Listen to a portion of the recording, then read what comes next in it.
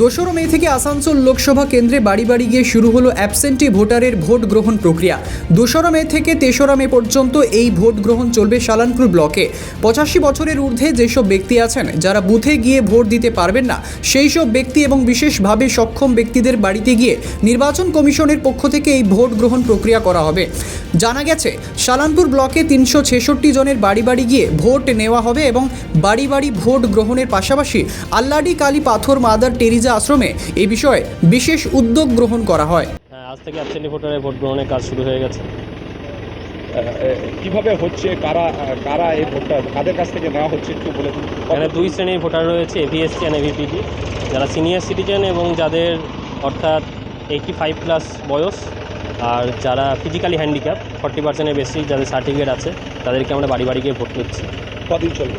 2 দিন মেনলি চলবে, আর 3rd day আমরা মক আপ ডে রেখে যদি কোনো ব্যক্তি যদি বাদ গিয়ে থাকে তবে সেক্ষেত্রে আমরা তার বাড়ি আবার।